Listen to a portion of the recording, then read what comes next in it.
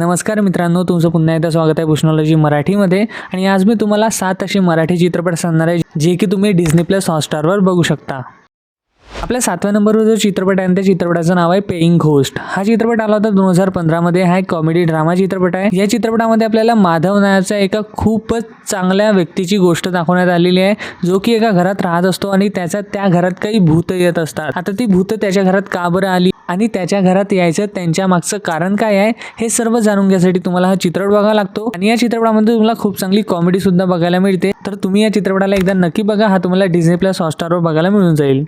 आपला पुढचा जो चित्रपट आहे त्या चित्रपटाचं नाव आहे साटं लोटं पण सगळं खोटं. हा चित्रपट सुद्धा 2015 मध्ये आलेला आहे आणि हा सुद्धा एक कॉमेडी ड्रामा चित्रपट आहे. या चित्रपटामध्ये आपल्याला जय नावाच्या एका मुलाची गोष्ट बघायला मिळते, ज्याच्या की मामा दुबईला राहत असतो आणि दुबईवरून त्याच्यासाठी दर महिना काही पैसे पाठवत असतो आणि ते पैसे जय आणि त्याचे मित्र उडवून टाकतात. आणि मग काही दिवसांनी त्याचा मामा त्याला खूप कमी पैसे द्यायला सुरुवात करतो आणि त्याच्या मामाकडून जय जास्त पैसे उकळण्यासाठी एक नवीन प्लॅन बनवतो. आता तो प्लॅन काय आहे आणि तो का खरंच आपल्या मामापासून जास्त पैसे उकळू शकेल की नाही आणि हे तो का बरं करतोय हे सर्व जाणून घेण्यासाठी तुम्हाला हा चित्रपट बघावा लागेल. आणि हा सुद्धा खूपच चांगला चित्रपट आहे, ज्यामध्ये तुम्हाला खूप चांगले कलाकार सुद्धा बघायला मिळतात. आणि हा चित्रपट तुम्हाला डिझनी प्लस हॉटस्टार सोबत यूट्यूबवरही बघायला मिळून जाईल.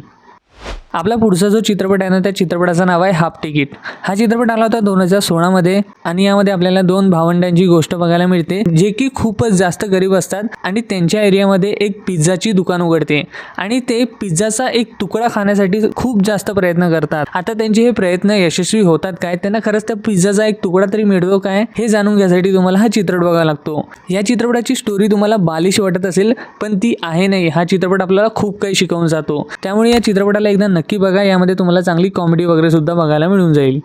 आपला पुढचा जो चित्रपट आहे ना त्या चित्रपटाचं नाव आहे डोंबिवली रिटर्न. हा चित्रपट आला होता 2019 मध्ये आणि या चित्रपटामध्ये आपल्याला एका सामान्य माणसाची गोष्ट बघायला मिळते, जो की सकाळी उठल्यानंतर आपले कामं करून 9:20 ची लोकल ट्रेन पकडून आपल्या कामावर जातो आणि संध्याकाळी वापस आपल्या घरी येतो. पण एके दिवशी तो आपल्या या आयुष्यापासून खूप जास्त कंटाळून जातो आणि त्यानंतर नशिबाने त्याला एक अशी संधी मिळते ज्यामुळे तो आपलं आयुष्य पूर्णपणे बदलू शकतो. तर तो त्या संधीचा फायदा घेऊ शकेल काय आणि ती संधी नेमकी कोणती आहे हे सर्व जाणून घेण्यासाठी तुम्हाला हा चित्रपट बघावा लागेल. चित्रपट एक खूप चांगला थ्रिलर चित्रपट सुद्धा आहे, तर तुम्ही याला एकदा नक्की बघू शकता. आपला पुढचा जो चित्रपट आहे ना त्या चित्रपटाचं नाव आहे वेड. हा चित्रपट आला होता 2022 मध्ये आणि हा एक लव्ह स्टोरी चित्रपट आहे. आणि या चित्रपटाची स्टोरी सांगायला थोडी कॉम्प्लिकेटेड आहे, म्हणून मी जास्त सांगण्याचा प्रयत्न करणार नाही. त्यामुळे मी फक्त इतकं म्हणेल की जर तुम्हाला लव्ह स्टोरीवाले चित्रपट आवडत असतील आणि त्यामध्ये जर तुम्हाला काही ट्विस्ट बघायला मिळाले तर आणखीन चांगलं. तर तुम्ही हा चित्रपट एकदा नक्की बघा. आणि तुम्ही या चित्रपटाचं नाव तर ऐकलंच असेल, कारण की या चित्रपटाने 75 पेक्षा जास्त कोटीची कमाई केली आहे आणि तिसरा सगळ्यात जास्त हायेस्ट ग्रॉसिंग मराठी चित्रपट आहे. त्यामुळे जर तुम्हाला या चित्रपटाला बघायचं असेल तर तुम्ही या चित्रपटाला डिझनी प्लस हॉटस्टारवर बघू शकता.